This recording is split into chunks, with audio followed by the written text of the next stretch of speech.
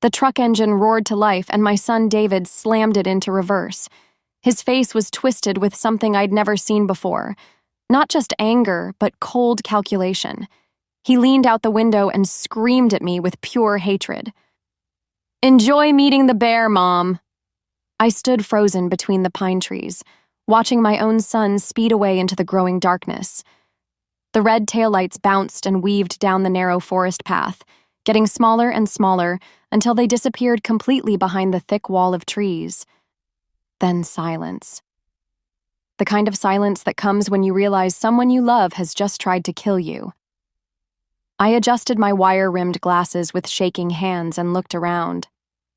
Here I was, 70 years old, 15 miles deep in the wilderness with no supplies, no phone signal, and night falling fast. David had planned this perfectly. The realization hit me like a physical blow. This wasn't some angry outburst. This was murder. Premeditated, calculated murder. My own son had brought me out here to die so he could inherit my money. I pulled out my old flip phone with trembling fingers. No signal, just like David knew there wouldn't be. He had researched this location carefully, picked the most remote spot possible. "You clever, evil boy," I whispered to myself. The camping gear was in the truck. The food was in the truck. My warm jacket and emergency supplies were driving away with the man who had just sentenced me to death in the wilderness. But David had made one crucial mistake. He thought I was just a helpless old woman with a bank account worth killing for. He had no idea what his mother was really capable of. I started walking in the direction the truck had gone, my hiking boots crunching on dead leaves. My arthritis screamed in protest, but I ignored the pain. I had survived 70 years on this earth, including 30 years as a rural nurse and decades of wilderness camping. I wasn't going to die tonight. Not for David's gambling debts. The fight earlier had revealed everything. David owed money to dangerous people. His divorce was costing him a fortune. His credit cards were maxed out, his house was in foreclosure, and loan sharks were threatening to break his legs. "Just sign the papers, Mom," he had begged at first. "Make me the beneficiary on everything. You know I'll take care of you." When I refused, his mask had slipped completely. "You're going to die soon anyway," he had screamed, grabbing my shoulders. "Why should that money sit in the bank when I need it now, when I'm drowning?" That's when I understood. David hadn't brought me camping to bond. He had brought me here to murder me and make it look like an accident. A 70-year-old woman, lost in the woods, found dead days later from exposure. So tragic. So believable. And David would inherit my $300,000 in savings, plus my house, plus my life insurance policy. Enough money to pay off his debts and start over. All he had to do was let his mother die alone in the forest.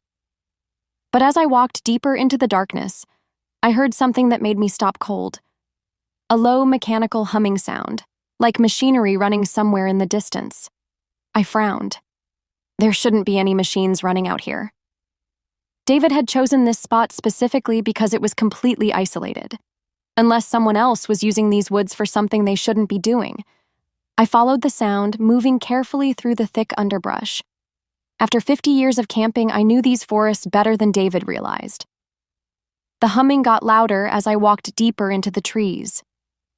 Suddenly, the sound stopped. I stood perfectly still and listened. The forest was too quiet now. Even the night birds had gone silent. That's when I heard heavy footsteps moving through the forest, coming straight toward me. 3 days earlier, I had been so excited about our camping trip. I thought I was being a good mother, reaching out to help my son through his troubles. How wrong I was. I remember standing in my kitchen that Tuesday morning, packing sandwiches and trail mix into a cooler. David had called the night before, his voice shaky and desperate. "Mom, I really need to talk to you," he had said, away from everything. Just you and me, like when I was a kid. My heart had melted. David rarely wanted to spend time with me anymore. Since his father died 5 years ago, our relationship had grown cold and distant. I thought maybe this camping trip could bring us closer again. I should have noticed the warning signs. David arrived at my house that morning looking terrible.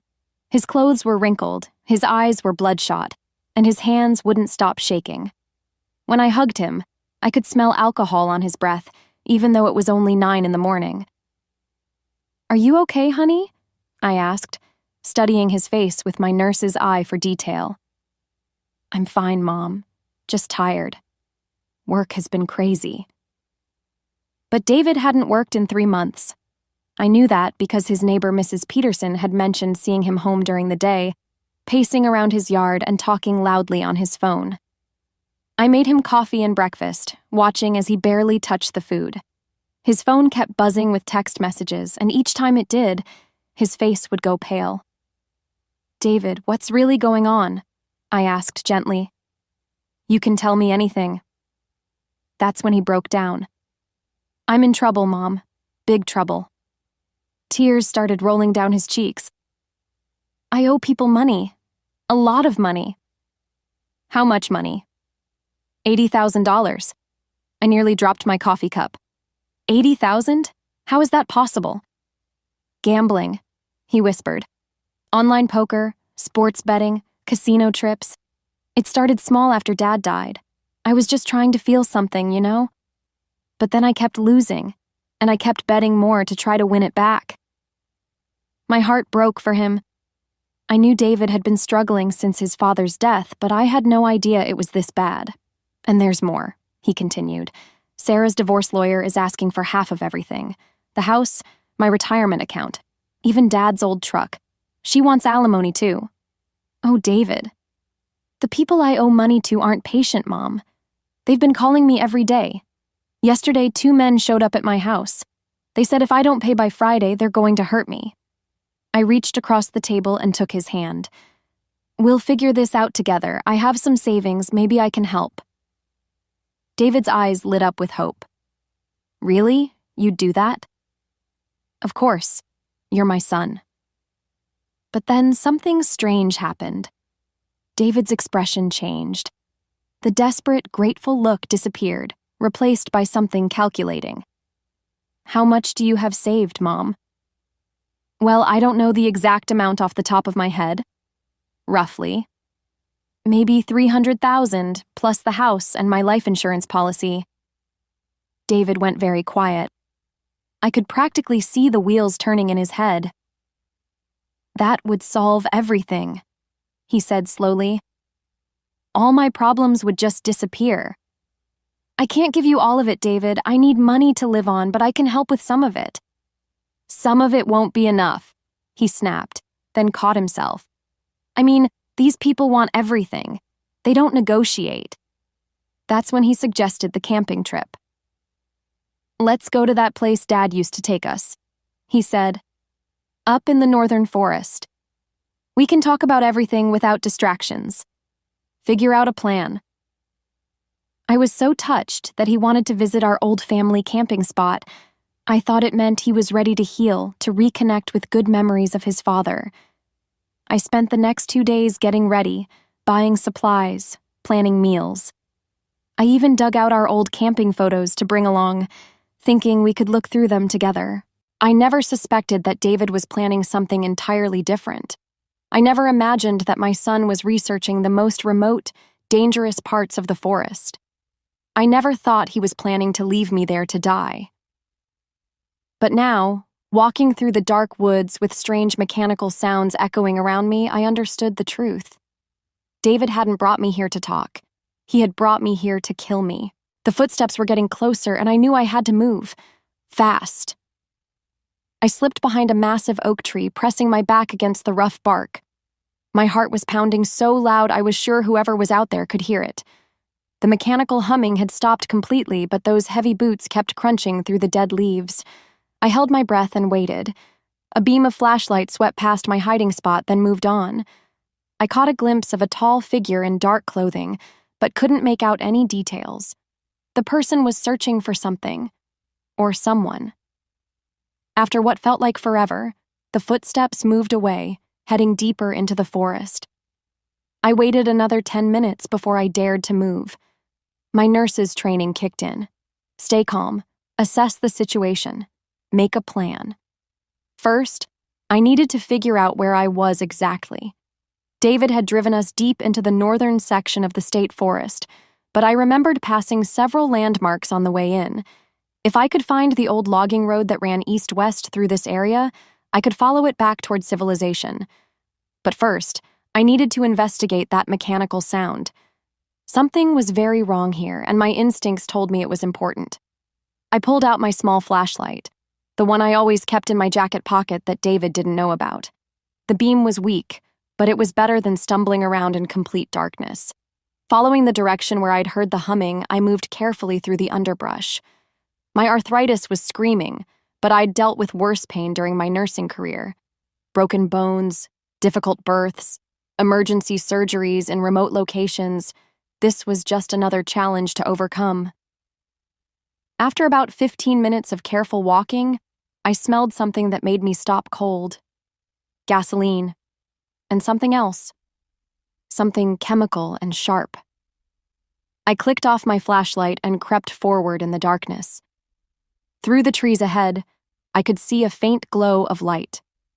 What I found made my blood run cold. Hidden in a small clearing was a cabin that shouldn't exist. This was protected wilderness land. No structures were allowed here. But someone had built this place anyway, and they'd gone to great lengths to hide it. The cabin was painted dark green to blend with the forest. Solar panels on the roof explained the electricity, and parked behind it were 2 pickup trucks and what looked like a small trailer. Through the windows, I could see people moving around inside, at least 3 or 4 figures. I crept closer, staying low behind a fallen log. My old bones protested, but I ignored them. 40 years of nursing had taught me how to move quietly when checking on sleeping patients. That's when I saw what was in the trailer. Large plastic containers, dozens of them. And the chemical smell was much stronger here. My stomach dropped as I realized what I was looking at. This wasn't just some illegal cabin. This was a drug lab. A meth lab, hidden deep in the forest where no one would think to look. I fumbled for my phone, hoping against hope that I might have gotten some signal. Nothing. Still completely dead. But I had to document this somehow.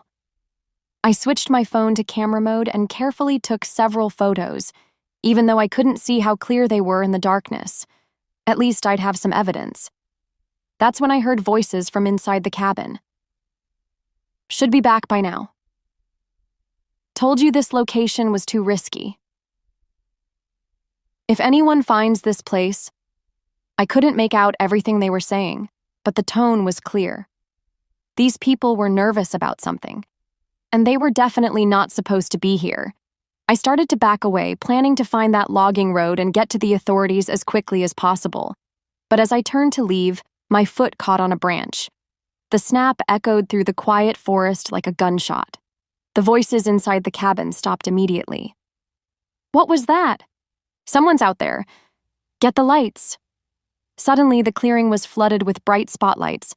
I was completely exposed, crouched behind the fallen log like a deer caught in headlights. Hey, you! Don't move! I did the only thing I could do. I ran. My 70-year-old legs carried me faster than they had in years, crashing through bushes and jumping over roots.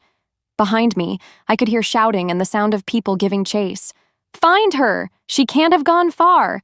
An old lady! How did an old lady get out here? I knew these woods better than they did. That was my only advantage. But I also knew that if they caught me, I wouldn't be walking out of this forest alive. David had tried to kill me for money. Now these criminals might finish the job for free. I ran through the forest like my life depended on it because it did. Behind me, I could hear them crashing through the underbrush, their flashlight beams sweeping back and forth like angry searchlights. They were younger and stronger, but I had something they didn't. 50 years of experience in these woods. She went this way. Spread out. Check every tree. We can't let her get away. My lungs burned and my arthritic knees screamed with every step, but I kept moving. I knew exactly where I was going. About half a mile east of the drug lab was an old deer trail that connected to the abandoned logging road. If I could reach it, I could follow it all the way back to the main highway. The problem was getting there alive. I ducked under a low branch and changed direction, heading toward a rocky outcrop I remembered from childhood camping trips. The rocks would muffle my footsteps and give me a chance to catch my breath. As I climbed over the boulders, I heard one of them shout, "Lost her! She's gone!" "Keep looking! An old woman can't just disappear!" But that's exactly what I had done. I pressed myself against the cold stone and waited, controlling my breathing the way I'd learned during those long night shifts in the emergency room. Stay calm. Think clearly. Survive. After 10 minutes, their voices faded as they searched in the wrong direction. I carefully climbed down from the rocks and found the deer trail. It was overgrown and barely visible, but my feet remembered the path.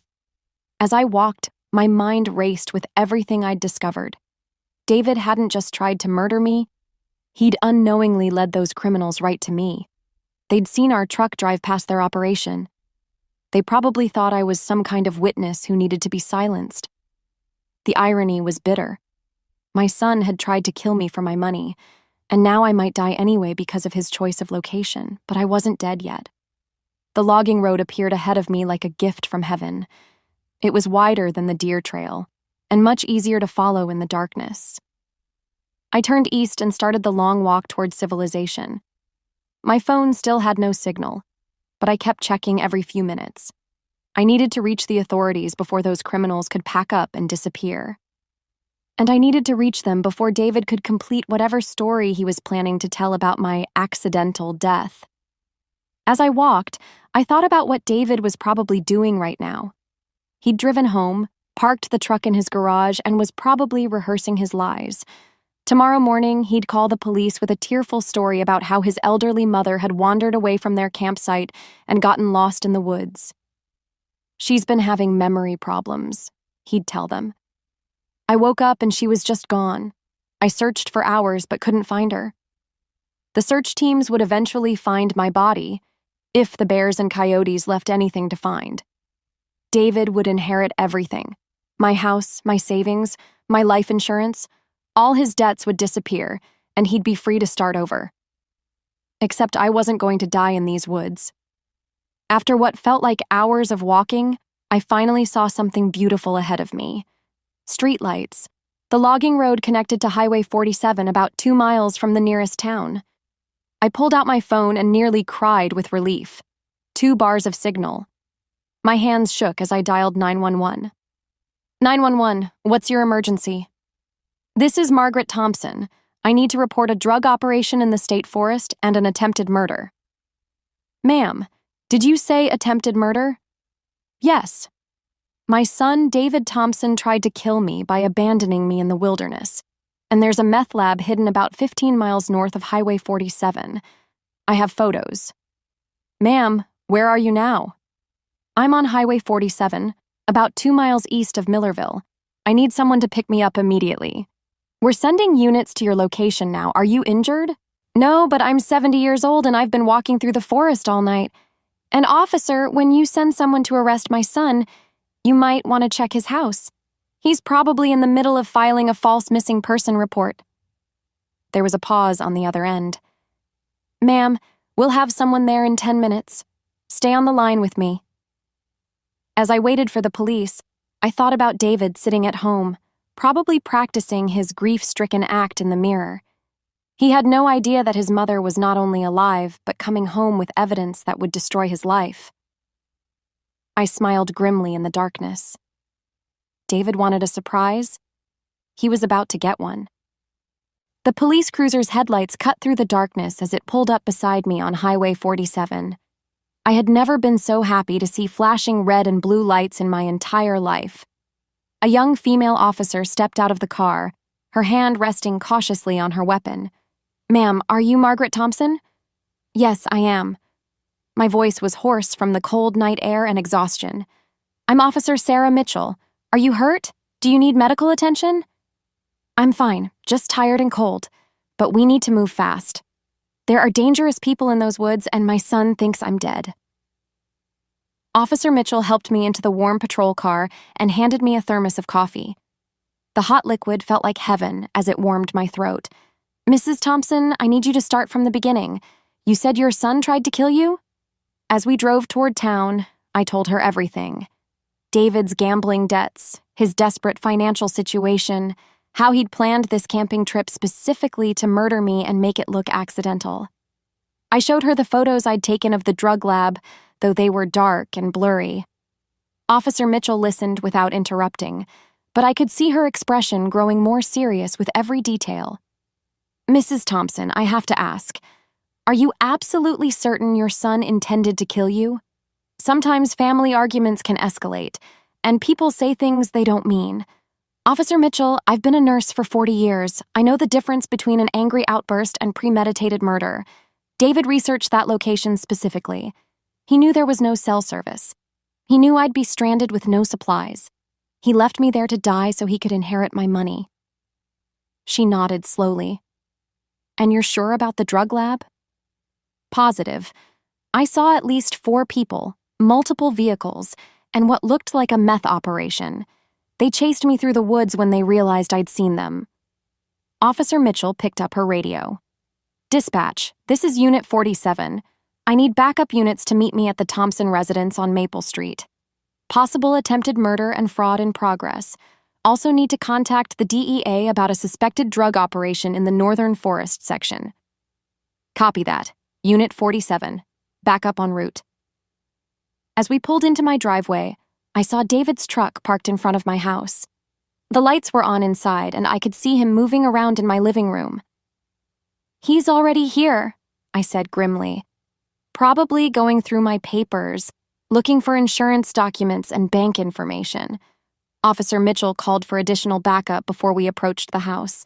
Within minutes, 2 more patrol cars arrived. "Mrs. Thompson, I want you to stay in the car while we handle this. If your son really did try to kill you, he might become violent when he realizes his plan failed." Through my living room window, I watched as the officers knocked on my front door. David answered, and even from the car, I could see the shock on his face. He was clearly not expecting police to show up at my house. I saw him gesture frantically, probably spinning some story about his missing mother. One of the officers was taking notes while David talked. That's when Officer Mitchell made a hand signal and I stepped out of the patrol car.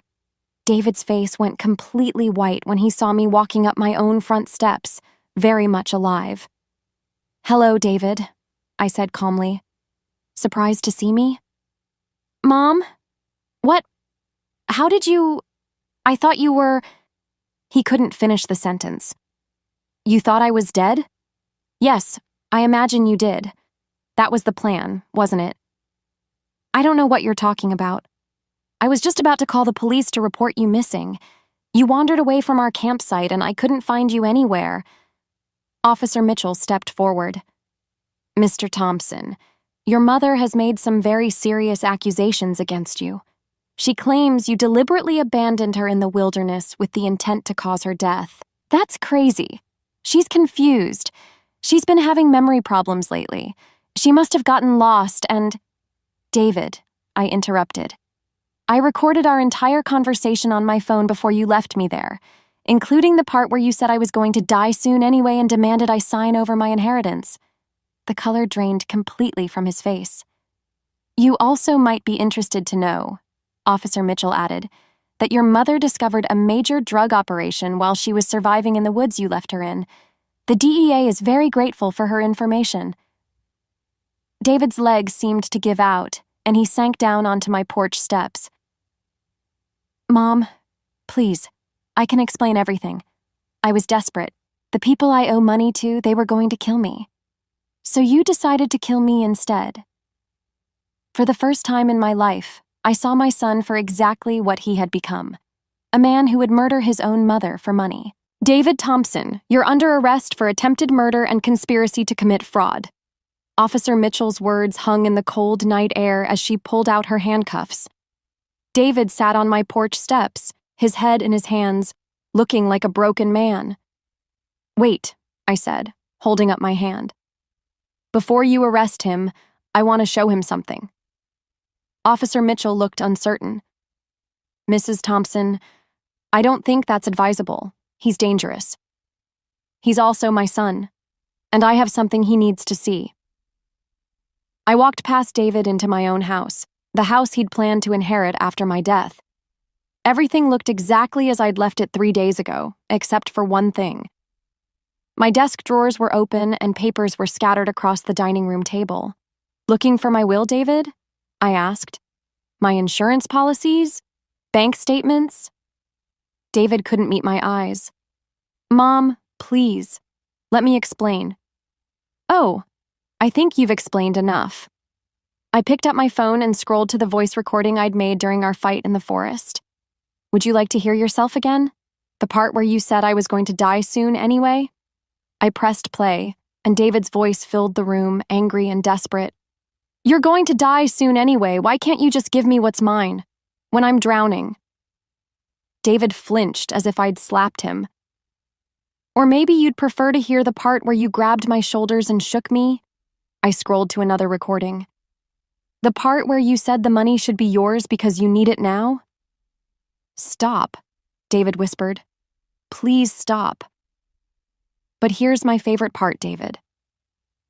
I found the final recording, the one I'd made right before he abandoned me. Listen to this. His voice came through the phone speaker, cold and calculating. "I'm sorry it has to be this way, Mom, but I don't have a choice. Those people will kill me if I don't pay them. At least this way your death will mean something." Officer Mitchell's expression hardened. "Mr. Thompson, that's a clear confession to premeditated murder." David looked up at me with tears in his eyes. "How did you record all that?" "I'm not as helpless as you thought, am I? I've been recording our conversations for weeks, David, ever since you started asking strange questions about my finances and my health. A mother knows when her son is planning something." "You knew?" "I suspected. I hoped I was wrong." I sat down across from him, suddenly feeling every one of my 70 years. "David, I would have helped you. If you'd just been honest with me about your debts, we could have worked something out. You said you couldn't give me all of it, because I thought you needed maybe $10,000 or $20,000. I had no idea you owed $80,000. If you'd told me the truth, shown me the threats from those loan sharks, I would have found a way to help you." David's face crumpled. "I was so scared, Mom. They said they'd break my legs. They said they'd hurt Sarah and the kids too, even though we're getting divorced. So you decided to hurt me instead. I thought it would be quick, that you'd just get lost and it would be over fast. I didn't want you to suffer." Officer Mitchell stepped forward. "Mr. Thompson, anything you say can and will be used against you in court." "I know." David looked at me with desperate eyes. "Mom, I'm sorry. I'm so sorry. I never wanted it to come to this." "But it did come to this, David. You drove me 15 miles into the wilderness and left me there to die. You came back here and started going through my personal papers, planning to claim my inheritance. You were going to file a false police report tomorrow morning, weren't you?" He nodded miserably. "And here's the surprise I mentioned, son."